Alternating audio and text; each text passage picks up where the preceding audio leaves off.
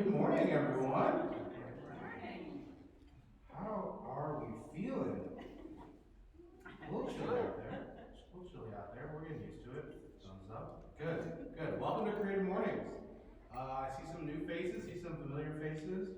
Just give a quick overview of what we're doing here. This is a monthly speaker series that a local volunteer group puts on that features local creatives. So that can be artists, that can be business owners, that can be educators, whatever, because everybody's creative. You're going to hear that a lot here. So this is part of a global organization. Creative Mornings actually started in Brooklyn, New York, and has expanded to, I want to say, certainly over 200 chapters. I have the actual number here in a minute. Columbia, Missouri, I believe, is still the smallest city with a chapter, actually. So kind of unique. Look at us. Yeah. But yeah, being a global organization, kind of like keep us organized, there is a monthly theme. So this month's theme is vision. It was picked by a local chapter, so a local chapter gets to pick the theme every month. The Saudi Arabia chapter actually picked vision, and then the illustration was done by a local artist in that area named Razan Al-Shalam. So, vision. How do you see the world? How do you want to change it? Vision refers both to the sense of sight and our ability to imagine the future. Are you focused on the little details? Can you see the big picture? You are your own visionary. What do you want to see? So, I mentioned this a couple times. We do normally really tacky and annoying icebreakers. No. Thank you. Self-conscious about it, I guess. Where, just like a question, and you gotta talk about something personal. This, I guess, is kind of like that, but it's a lot more fun version. Shout out to Sarah for this idea, because the theme is vision, right? So we've got a community vision board here. Thank you for everybody who's participated. I see a variety of things on here. We got the Wienermobile, we got some feet, cats, a lot of Mizzou references, also like a lot of the black and gold in the audience. That's awesome. I'm curious, does anybody want to share what they've contributed to the vision board? Who put the Wienermobile up there? I cut it out. I put everyday risks up there because that's kind of a goal of my life right now, is to take those risks and get myself out of my comfort zone. And like recently I saw something saying, okay, you either don't do it or you do it and you're scared. Go ahead and do it when you're scared, because you won't regret that. So Yes. that was mine. I think we can all relate to that. That fear, that thing that holds you back, right? And then 6 months later, you're like, I should have done that, right? Wienermobile, I'm curious. Lindsay, what's the inspiration there? Just like fun. Yeah, no, that's awesome. That's awesome. Let's get two more. Let's get two more. Who else wants to share? Here we go. I put breathe and relax, because in our current environment, with the election and the state of the world, I just felt like we needed to take a moment, each of us, and center ourselves. Absolutely, yes, 100%. The whole purpose of the vision board is, well, actually, I genuinely have never made one. But I imagine it's okay. It's reminders, right? You put this up in your office or your studio or wherever you see it often, and it's a good reminder, right? So yeah, breathe and relax, right? Just, hey, let's keep it together. One more. Let's get one more. Who wants to share? Got a lot of stuff on here. I put up the one with the little feet, but there's like a little phrase under there, and it's something about essentially helping tired or weary folks, but just remembering, like, as a community, we need to be there for each other, and just remembering to be patient and kind with one another. Helping tired and troubled souls. Yes, absolutely. See, this is a good group. You're in good hands. You're in good hands. Thank you all for participating in our vision board. We want to do more interactive things like this in the future, so appreciate you all's time. Okay, few more things. So 238 chapters to be exact across the world, across 69 countries. There's also virtual events that people put on. If you've been here before, you know the next slide shows all the chapters that are meeting right now, or well, same day. Usually, there's like 5 slides. There's like 30 chapters meeting on the same day. October 18th, there's only 4. Wow.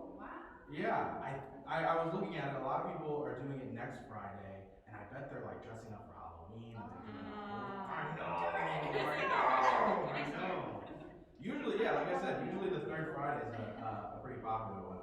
The general rule of thumb with Creative Mornings is you meet on a Friday morning, so you can pick whichever Friday. We do the third Friday, and a lot of chapters usually do, but they call them an audible. And I gotta say, no, we're gonna have more fun. Okay. It's gonna be good.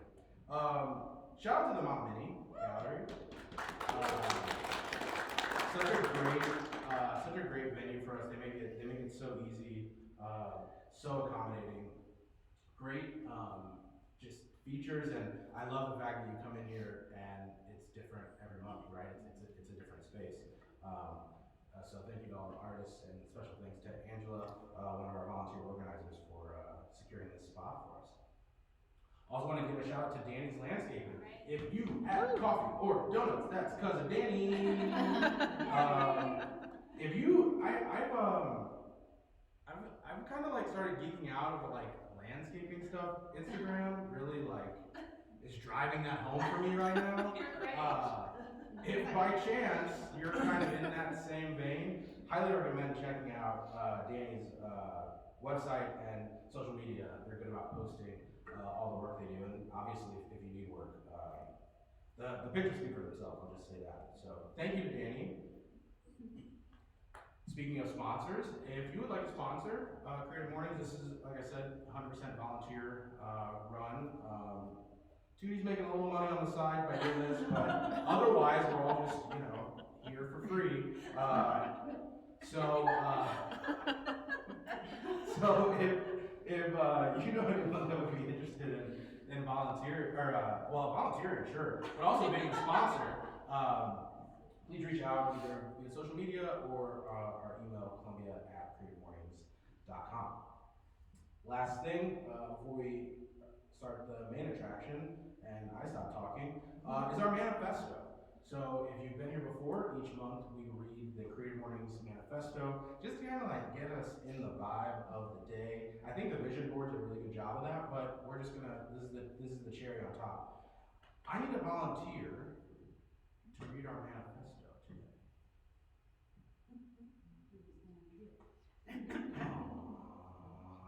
I'll just handle it.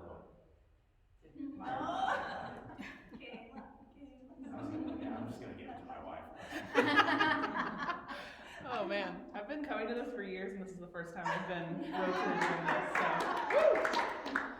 everyone is creative. A creative life requires bravery and action, honesty and hard work. We are here to support you, celebrate with you, and encourage you to make the things you love. We believe in the power of community. We believe in giving a damn! Yay! Thank you for the inspiration for that, Mike. We believe in face-to-face connections, in learning from others, in hugs and high fives. We bring together people who are driven by passion and purpose, confident that they will inspire one another and inspire change in neighborhoods and cities around the world. Everyone is welcome. All right, here we go. To give the intro for our speaker, one of our volunteers who was unable to attend this morning was nice enough to record a cute little video intro. Oh. Good morning, everyone. We're diving deep into the theme of vision. How do you see the world? How do you want to change it? Our guide on this journey is a true visionary in her own right. A practicing artist for over 25 years, she has spent decades honing her ability to see the world with a unique perspective, translating her inner vision into tangible works of art. But her vision extends far beyond her artwork. As the past president and current treasurer of the North Village Arts District, a vibrant hub of creativity right here in Columbia, Missouri, She has played an integral role in shaping the cultural landscape of our community. Her experience as both an artist and a leader within this dynamic organization gives her a unique understanding of how vision translates into action. She understands that vision is not static, it evolves and matures over time. I know she will challenge you to examine your own vision for the world. Please join me in giving Tootie Burns a warm Creative Mornings welcome.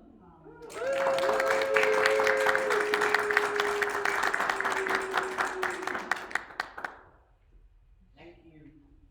Thanks so much for having me this morning. I've been familiar with this organization and not able to attend as frequently as I would like, but Kristen Gadsden, who I think was involved early on, just had so many tremendous things to say and was so excited about this organization. So thank you again for letting me have the opportunity to speak here today. And I was telling Michael, I'm glad this is a friendly group. I appreciated the mission manifesto statement because I was asked to speak a few years ago at a Rotary Club, and I asked to speak about public art and the public art process and the percentage for art program that the City of Columbia participates in.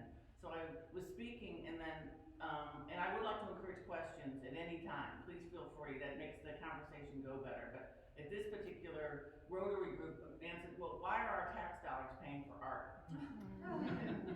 And then another man said, we should be feeding children with that money. And I kind of thought, did you look at the topic? So, you know, I kind of talked my way out of that one, and hopefully some of the Rotarians saw the benefit of public art, which I think everybody should, and the fact that, you know, support of public art is very important. But I know this is a friendly group here, so again, I'm hoping that everybody will feel free to have a back and forth and ask questions. And, you know, we talk about vision, that's a big word. When I think about vision, I think about building things. I think building on relationships, experiences, opportunities. And so I wanted to start off just a little bit by telling you a little bit about how I came to Columbia and started working as an artist, and then became involved with North Village Arts District. So I graduated from MU with a degree in financial planning, and I got married and came back to live in Columbia. I worked at Central Bank of Boone County, became, again, this is the building part, became familiar with the Boone County Art Show. That was the first art show that I ever entered. And I thought it was great that the bank and the Art League sponsored such a thing. So I did customer service, I did lending, I did some retirement planning. I loved working at the bank, and I loved learning more about the community. So I started my family in 1995, and then my dear friend Marilyn Upton, who's here this morning, we started a business called Strolling Stones. We were both stay-at-home moms, and we were looking for something to do creatively, and you know, just to do something different. So we learned how to cut glass. We wrote away for a book. We went to Village Glassworks, which again was another arts. Susie Fiegel, who was a longtime artist in the community, we bought our glass there. We poured concrete stepping stones in my garage for years. Sold them at local craft shows. Sold them at local businesses, and that again kind of was an entree into other businesses and artists. We met people, we marketed our products, we learned about the arts community, because particularly through the craft shows and other things like that. And so I think several people asked us for donations for charity events, and one of those was the Regional AIDS Interfaith Network, RAIN. And so we gave a stepping stone, and then I started becoming interested in the organization and was asked to serve on their fundraising committee and planning of their Art and Wine event, which at the time was a huge event here in Columbia, a big fundraiser in the support of people living with HIV and AIDS. And so that led me to meet other artists, because it was an Art and Wine component. We asked people for donations. I met my friend Joel Sager by begging him for artwork way back then. And you know, and that was a way to meet people, and again, build on community, supporting art, and then raising money for good causes. I learned a lot about fundraising and event planning, and that's helped me in other organizations like the Museum of Art and Archaeology, the Columbia Art League, to help with either procuring items, planning fun events, begging friends to come, selling tickets, again, building and relying on existing relationships in the art community and in other avenues in the community to support and promote the arts. So then in, 2008, I took a studio at Orr Street Studios, and that really was a game changer. Marilyn and I had kind of broken up, Rolling Stones. I'd gone, more in the arts direction. Marilyn was doing personal training and other things, so she was busy with that, but always supported. She used to help me hang my shows at Tellers. The day after Halloween, the Halloween party at Tellers. So we would bring all the artwork in there, and if we dropped something, we tried not to touch the chicken wing that was next to us. And so that was the first show that I ever had, was at Tellers, and again, made connections with the restaurant community and lifelong friendships with owners and business people in the downtown. But moving into Orr Street Studios really opened up a new sense of community for me. I think Joel already had a studio down there. I was doing work, mosaics still, some mixed media, but kind of looking for other opportunities. And seeing what people were doing down at Orr Street Studios and the community that was down there really helped to, spark creative ideas. And again, I realized that as much as I loved art, even more I love getting involved with organizations. And so I became involved with North Village Arts District, which was had always been a recognized entity. It's recognized in city planning documents. We have a geographic area, but it was just, businesses were starting to move in. I think Orr Street Studios was a catalyst. Mark Timberlake and John Ott and Chris Teeter were instrumental in revitalizing the area and again, building on what was there. I think Mark Timberlake did Orr Street Studios first in 2007, and when they opened their doors, they were fully rented. I mean, that was a real leap of faith for people to take a studio down there, not kind of knowing what was going to happen, what the culture was going to be, the expectation was going to be. Then John Ott finished the Berry building where Sega Reeves is located now, and then Artlandish Gallery, well, Lisa Bartlett had been a long time, and Kenny Green at Monty Jewelry had been long time residents down in the North Village Arts District and promoting the area, but they gave us kind of the base to build on it. So with Orr Street Studios, we started having activities. We had things like Second Saturday for Kids. We had Hearing Voices, Seeing Visions, different series that allowed education and people to connect with the community. And then Outrageous Fridays were taking place at that time. There had been the Twilight Festivals previously. I don't know if people remember those, long time ago, Thursdays in the summer and fall, and that was, I think the city had put those on and then kind of got out of the business. I've heard talk of reviving Twilight Festivals, and I kind of thought, oh boy, that just opened a can of worms. But anyway, so we had Outrageous Fridays, and then the people in the North Village Arts District really wanted to have something more frequently. And so a group of us got around the table. We had a graphic designer, we had a gallery owner. Joel, who else did we have? We had marketing people. We had me who could put out yard signs. That's the skill I brought to the table. And we said, okay, we'll commit. And Orr Street Studios, Sega Reeves, and Artlandish would commit to being open the first Friday of every month. Rain or shine, if it was a holiday, if it was true false, we would be open and we would offer refreshments and opportunities to visit with artists to the public. And so we did. And we just celebrated 10 years of First Friday. We've actually been celebrating 10 years this whole year. But it was in December of 2014. December of 2014, we had our first Friday, and people came. And it's grown, and we've built on goodwill, and the community is so supportive. All these things just weave together. I see Sharon and I hang the shows down at the Columbia Art League. That's how I got to know her.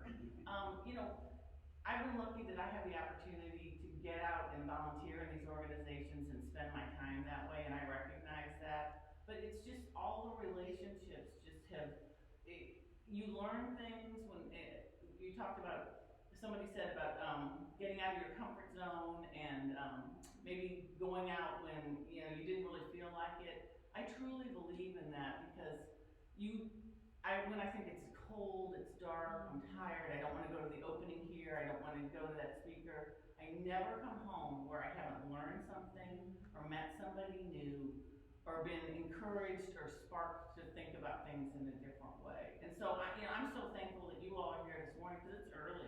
It's early for me, I'm not up this early. But, to talk about these things and to continue relationships and build on what we're doing in Columbia, because again, we're lucky to live in a community that has programs like the Percent for Art, that with a building project that has a budget of $1 million or more, they have to set aside 1% of that budget and create an art project. And so that's why you see Tidal Murmur, the sculpture that's down in front of the Short Street Garage, or why you see at the Molly Bowden Community Policing Center, Beth Nybeck has something, a seed pod series there. I mean, I think sometimes we forget about public art, we whiz by things, but it does enrich our community. And so I wanted to talk about one of the newer things that we're doing down in the North Village Arts District. It's the North Village Art Walk. And that is a public art project that was generously funded by Veterans United Foundation. Oh, yeah. That was perfect time. Really? I'm on it, yeah. Wow, Michael, I like that. So in 2022, it's been 2 years now, the Veterans United Foundation donated to the North Village Arts District $241,000 to do public art projects. And so we have 15 installations. Some of these included in the slide, like this is Tidal Murmur that I was talking about, that's out by the Short Street Garage. That's not our project, but it's in the North Village Arts District footprint. So Sarah Dresser said we could count it as, it's a public art project in the North Village Arts District. But we have murals, we have sculptures, we had a rotating sculpture program. Larry Young currently is a part of that. He has a sculpture of the gymnast out in front of Love Columbia. But we have a committee, this is all volunteers, and North Village Arts District is all volunteers, that have solicited artists and ideas, and then we have generous property owners, and also the city and the county who have allowed us to place sculptures on properties and on buildings. And, again, getting back to the building component, I served on the Planning and Zoning Commission for the city for 10 years. And I got to know city, people in the city and different departments, and I used and leveraged those relationships to say, hey, can we put this here? Hey, can you help us water some things with your, public works watering trucks? And again, that was because of an opportunity, because you knew somebody and you could ask a favor and they said yes. And sometimes it's all it is asking, but it's knowing who to ask. And so that's why, again, I just encourage, when you can, build those relationships, go to the opening, go to the hanging, volunteer to work at a festival, come down to First Friday. You just never know who you're gonna meet or what opportunity is gonna present itself. And that might sound a little bit naive, but I truly believe it. You just never know who you're gonna run into and how that's gonna impact you or maybe spark the next thing that you're working on. So, Chris, that's Simplicity by Jesse Cargus. That's a nice sculpture. So, building on First Fridays and the Art Walk, that just allowed North Village Arts District to become, I think, a destination. And our board works really hard to make it that way, to make each First Friday different. And when I say, we put on First Friday, we don't really. It's the businesses that are down there. They hang the shows, they contract with the artists, they provide refreshments, they provide music. We just kind of do the wraparound promotion and let people know what's going on. And if you're looking for this or a children's activity or jazz music or something like that, we can direct you in the right space. But it really is, it's the group of businesses that commit to putting on First Friday and other activities. There are other activities, 12 times a year. That's what I think makes our area, and again, enriches our community. So that's about it. I'm hoping some people have questions because I know we're way ahead of time. But again, it's building on relationships, and I'd like to hear what relationships you all have, yes, or how you built and leveraged relationships. So just like kind of in keeping with our topic today, a vision, what would you like to see us do as a community like make this even bigger and better and, you know, get to more people and I serve the think, community. I think there are things throughout the year. I think about Art in the Park. Probably, again, most of this group, you're all going to Art in the Park, but I meet somebody at First Friday so that in a short answer, communication and promotion. I meet somebody at First Friday every month, says, oh, I've never been down here. I have friends that say, oh, I've never been to Orr Street We have the Studios. same issue, I know. So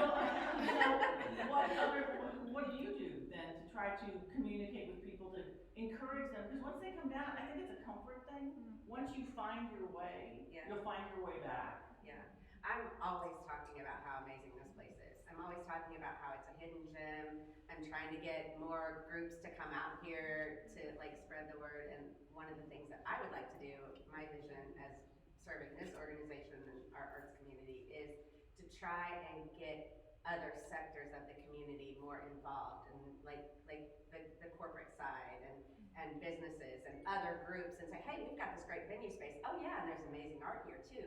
You know, and so trying to kind of think out of the box to get more people to be exposed to this and how meaningful it is to our community. So I'm always talking about it. Well, and I think it's speaking your audience's language. I know if I'm talking to a group that I know has got a lot of representatives of the Chamber of Commerce or in the Rotary, I talk about economic impact. I mean, the Boone County Cultural and History Center has an economic impact on our community. Yeah. This draws visitors here. And again, we forget to kind of toot our own horns in that way sometimes, to say, we're not only giving you beautiful things to look at and things to think about and, you know, conversations to think about. We're generating tax dollars for you. And then somebody comes in and sees the show and then they go downtown and eat in a restaurant. Or they go anywhere and eat in a restaurant. Or they stay in a hotel. Or they buy gas at a gas station. I think sometimes that's lost on people. They just think, oh, art, what does that do for us? It does a lot. And I think the Office of Cultural Affairs has done a great job, Sarah Dresser and her team down there, in talking about economic impact. Yeah. Yes.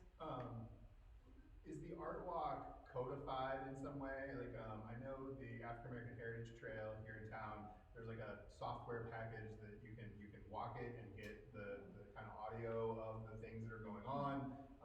I know that the Heritage Trail is tied in with CPS, like every fourth grader goes on the Heritage Trail walk as part of a field trip.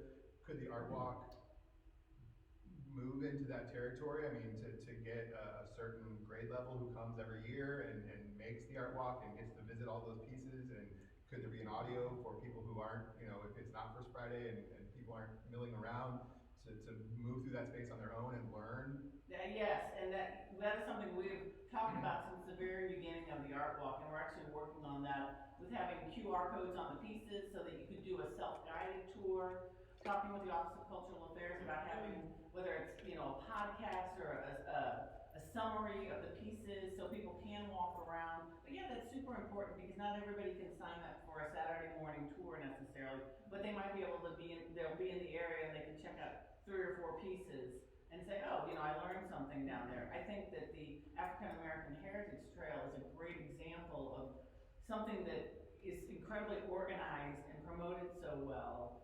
We've talked with the Office of Cultural Affairs, everybody's like, you know, they have enough on their plate, but it's something we're working towards, to have a cohesive opportunity for people to take a whole tour. We do offer tours on Saturday mornings at the Farmers and Artisans, or Sunday mornings at the Farmers and Artisans Market down in the bus station. And then we're working on having a coordinator. Pat Fowler is a volunteer for us, and she does historic city tours and other things with historic preservation, but working with a group of people that would volunteer to do tours and be available for private groups or school children. Come on, there's gotta be one or two. I'm trying to have a plan. Yeah, go ahead. So, I've actually been a vendor for First Friday for Mhm. like almost 2 years. In Denise's in Curations Market, yeah. But like other people, like I got in because I knew somebody who knew somebody. But up and coming artists that maybe want to participate, or even other creatives that want to participate, how is there a way like to make that more accessible to other people who want to get? I do, get an email probably once a month for exactly that question. Apparently there's a new Spanish immersion preschool. They're not an artist, but they were looking for the opportunity to have a table at First Friday. And so I suggested either curations. Again, a lot of our organizations, like Orchard Street Studios, will say, yes, we have a spot for 2 nonprofits. The League of Women Voters has been down there registering voters at First Fridays. Down in the Baltimore warehouse, they have spaces available. And then Denise Clark from Curations 573 has her market. But we aren't doing a good enough job of reaching out to people. I would love ideas on how we can say there are opportunities. I can't guarantee it because I don't have a space that I personally can offer, but I can try to put people in contact with an opportunity for First Friday. We're getting into where it gets a little bit colder and darker, but in the summer months, we want people down there because the more new things that people see, the better it is for everybody in the North Village Arts District. I hope that answers it a little bit. You know, that it's sometimes it is knowing who to ask the question, but don't hesitate to anybody that you run into to email North Village Arts District, and we will get back to you and try to place them or give them contact information for a vending space. Just an idea, and to add on to that, I know Adrian at Cafe Berlin has vendor spaces as well, but it made me think maybe there's room for a directory on the North Village website. Yeah, I think again, it's coordination. I would love to have a directory, but I don't know who puts that together, and that might be something, you know, to think about adding, because we do have a lot of emerging artists. We also have people who from out of state saying, oh, can I send you my things and can you sell them for me? And I'm like, no, we don't. But yeah, we want to give people opportunities, and I think in other opportunities are things like the Columbia Art League. That's how I started showing and selling pieces. They have a sales gallery down there where they allow people to sell. There is a commission on it, but you've got, you know, lots of eyes on your products down there. And I know there are other businesses in town, particularly seasonally, that'll have visiting vendors. I know Christina Kelly, it makes sense, would have people showing in her spaces. But sometimes it's hard for people to put themselves out there to say, hey, could I show in your space? Or hey, can I have a table here? But I think people want to make it work because they want to support small business and, you know, emerging businesses. Another thing to think about is the shops at Sharp End. They have great opportunities for vendors to have, artists and vendors and small businesses to have a small space that people who aren't ready for a brick and mortar or, you know, really don't have maybe the products or the person power. But I think they're hoping to get about 40 vendors down at the shops at Sharp End. I don't know how many they have currently, but I've been down there and there's all sorts of great things, and some people just have a small space. So that would be another suggestion, is applying for space at the shops at Sharp End. Yes? I'm curious about the timeline for the park emerging, and I'm then glad, yes. also the Colt Headway, what the timeline is for that. Well, I can talk about the park a little bit. I was on the, this is the former Ameren site that the city acquired a few years ago, and it will become the North Village Park. There's funding from Parks and Recreation. It came in under Parks and Recreation, and then there's an economic development grant, I think of about $500,000 that was given. And currently infrastructure changes are being made, and that's underground and power lines. I wish, I thought about bringing, I have a master plan of that, but anyway, they have, they'll improve the sidewalks around the area, underground power lines. They have to move a water source, and then kind of truncate the corners on the block property. And where this is in the North Village Arts District, and it's just to the north of Orchard Street Studios and the Baltimore warehouse, and in between St. James Street and Orr Street. So it's about, I think, a 2-acre property, and it was formerly Ameren gas processing site, and then it's been cleaned up and cleared by the Department of Natural Resources to be used as a park. So it'll be a neighborhood park with a playground, a flexible entertainment space.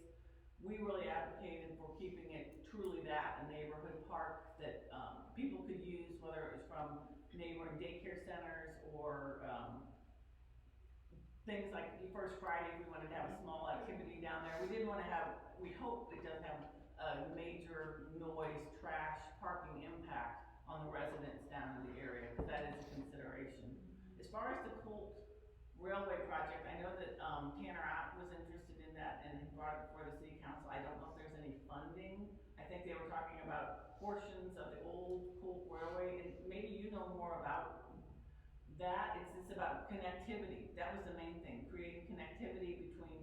northern, up in this, we call it the Stockades, the Stockyards and the Arcade District. That's funny. Two areas up there, creating connectivity down through the North Village Arts District and then down to downtown also. But do you know more about, proposed uses for that former Colt Railway? All I've heard is, planning's supposed to start in 2027, and then I saw a thing in the paper where Tanner Ott had been at council saying. He did a really good job, and I think Mayor Buffalo is supportive of that. And so I think it all comes down to money. Of course.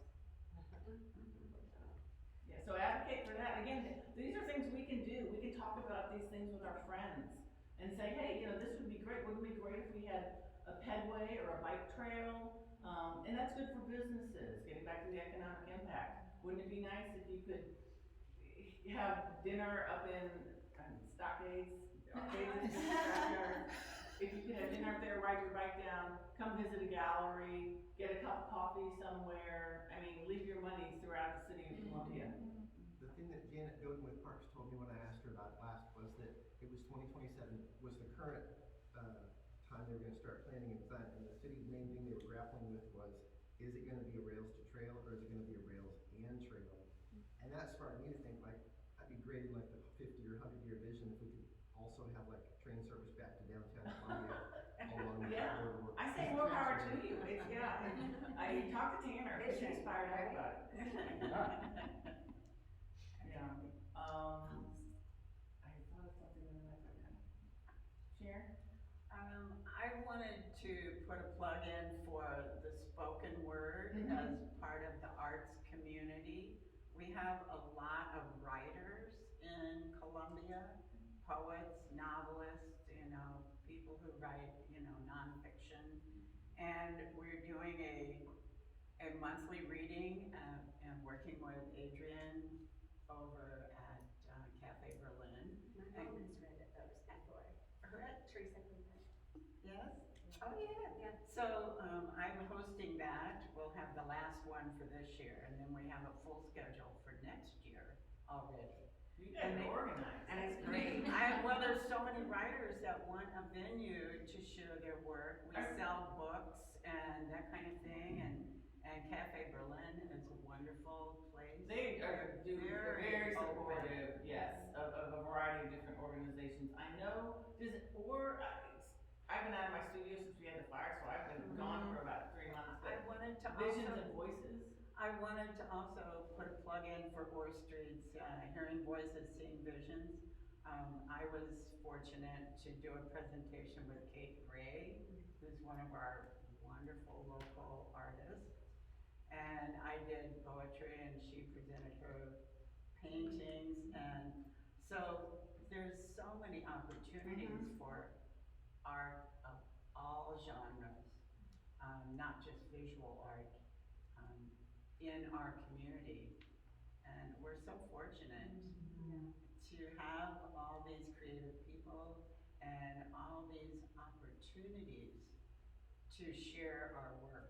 Well, I think that's a good point, Sharon, because sometimes if you bring kind of a packaged thing, say, hey, we have a topic that we want to talk about. I will, if you'll provide the space, we'll do the promotion, we'll provide the content, but we need the space to do it in. And we need chairs maybe, and maybe a couple little drinks. But again, those are things that I think a lot of our businesses, and I know other businesses, don't mind giving the space to support other organizations or other individuals who are trying to promote the arts. So that would be another takeaway. Don't be shy about asking.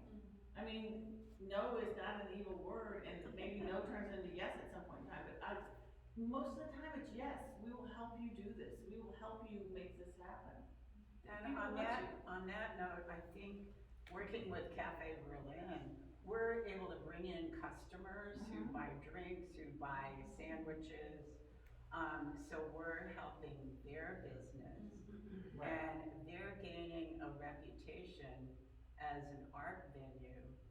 And we're able to bring in the readers, the spoken word artists to draw the audience. That's great. So it's So a the very collaboration is symbiotic there. kind of Yes. relationship. That's great. And just kind of on that topic too, like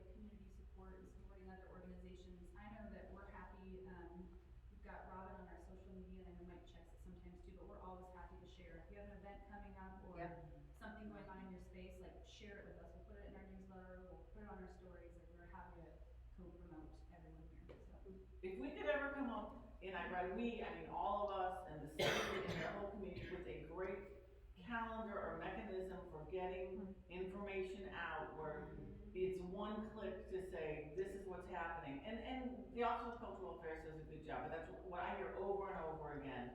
How can I get my information out? How can I share this? How can I get more eyes on this? That has been an ongoing, so if anybody can figure that out, you would be a rock star. There you go, Mike. No, I mean, it's something we used to do on social media. We would post upcoming events for the week, and it was really popular. It was a lot of work. It's a lot of work. But it was, I mean, it grew our following by a ton, and people engaged with that stuff. Like, it's needed, you know?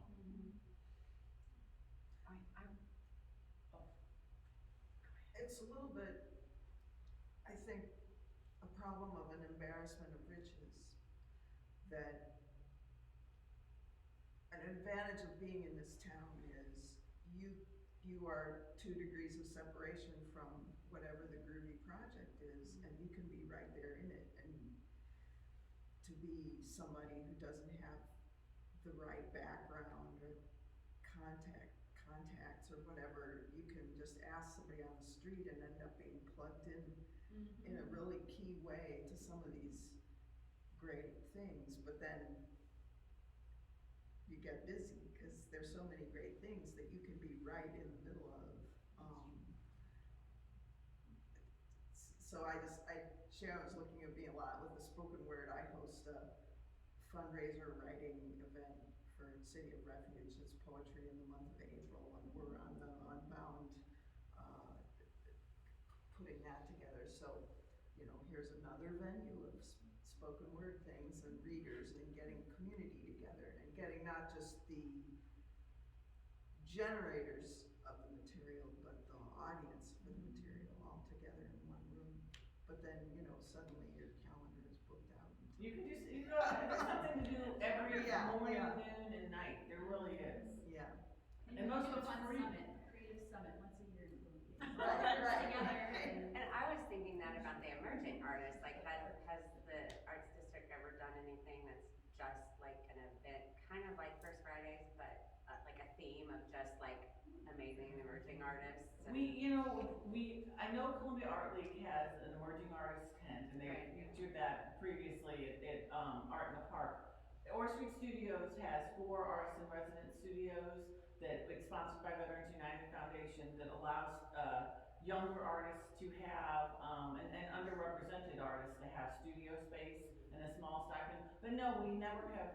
We've had shows at Orr Street, but North Village Arts District, since we don't have a bricks and mortar, we can say, hey, Joel, can we borrow your gallery for something? But Joel's like, I got a show. So we rely on the generosity of others, but again, that would be something to talk to one of our businesses or galleries about and say, hey, could we talk about this? Because I think the community would respond to that. We've shown student work before at Orr Street Studios, high school students, but North Village has never coordinated anything like that. Yet. Yes. I just wanted to put a plug in for Sager Reeves Gallery, because they do the Saturday art talks, but they also, thank you so much, bring in, I took some friends during the pandemic to a private showing of their Picasso that they brought. That's good. And I'm like, thank you so much. That is an amazing thing because for our Hannah community. and Joel, they really add something to our community that you would never expect in a community this size when they do the masters shows. And I encourage everyone, bring the kids, let them see this really incredible art that you wouldn't expect to see right here in Columbia. Joel, can you share the dates of the Masters show, just so people know and can share that? Well, it's the month of December. I'd have to pull out my calendar, but the public opening will be the first Friday in December, so that'd be December 6th. And then it'll run through all of of December, and for the past 2 years, we've also run it through January too, just to allow more groups through.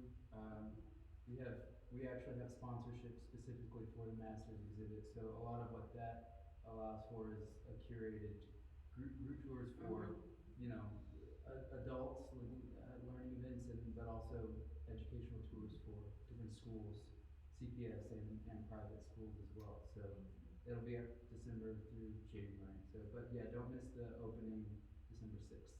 And thank you for the plug. Oh, I mean, and it's so. I did not get her money for that. I mean, and you can, we'll meet in the parking lot.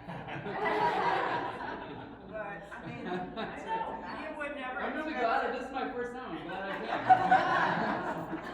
You would never expect that in a community the size of Columbia, but I mean, how fortunate are we? Oh, yeah, the gallery feels like you're in another city, another place, it's just beautiful. Well, Tootie's very modest. She, you know, we were in the very first stages of the first Fridays, but you know, that was a leap of faith, the first Masters exhibit, because you know we had to shell out a lot of money to get not just the work here, but Tootie was very encouraging and you know, spread the word, and we couldn't have done it without our friends and sponsors. So it took, Wonderful.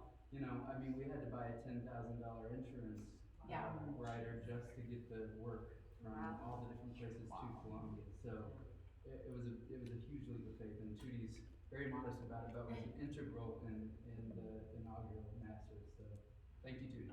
Thank you, Joel. Well, I wanted to, you know, I volunteer and I'm a member of the Columbia Art League, and we hang shows, as Tootie said, which is always really fun. But it's, you know, the bank show, I help to hang that, and that's always really fun. But what's really interesting and amazing to me is when you walk around a gallery and you see those red dots. Because those red dots mean somebody in our community is actually buying the wonderful artwork that's produced here. And that helps generate more interest and more economic development for our community. That we have the artists, but we have the appreciators who actually are gonna buy that art and put it in their home or give it as a gift. And for me, it's just really heartening to see those red dots. Yes. You know. That is, and I will close with saying that I talked about Strolling Stones that Marilyn and I operated in the early 2000s. I will still walk up to a house, sometimes I have to make a delivery or I'm dropping off, you know, something, you know, an unknown house, and I'll see one of our Stephanie stones. And I'm like, did I make that one? If it was ugly, I made it. I was gonna carry it on. So, yeah, we are, thank you so much for this conversation. I hope that, you know, we can all support each other. Please, get in touch with me if I can help in any way. I'm thinking about the small business vendors. That is something we could do better to support other artists and at least give them an opportunity to talk to people and create a following. And First Fridays is a great way to do that. It's just November and December are probably gonna be cold, because December First Friday is Living Windows, and that's a lot of fun. But oh my gosh, it's packed down there. Yes. Okay, thank you very much. Thank you.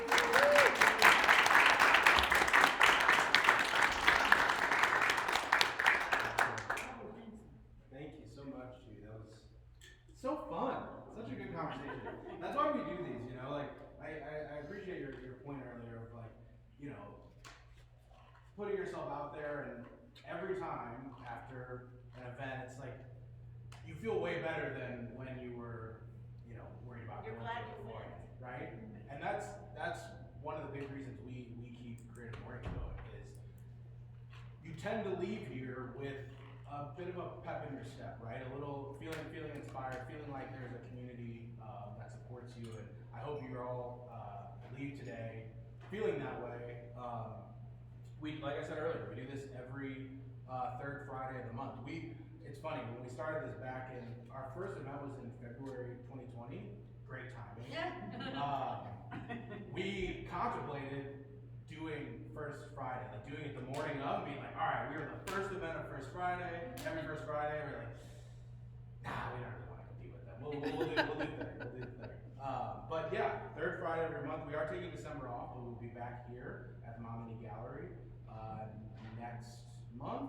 And then after that, well, we've got a few things going on for 2025. So thank you all for coming out. We look forward to seeing you at one of our upcoming events. And we're gonna be planning for next year for this organization, so if any of you have anything you'd like to see, or any kind of partnerships, or any kind of brainstorming ideas, any one of us would love to hear them, because we're gonna be planning for next year's vision of Creative Mornings. So, we're open to any of your suggestions for how to do some of the things we talked about today. Absolutely. Thanks. Thank you all.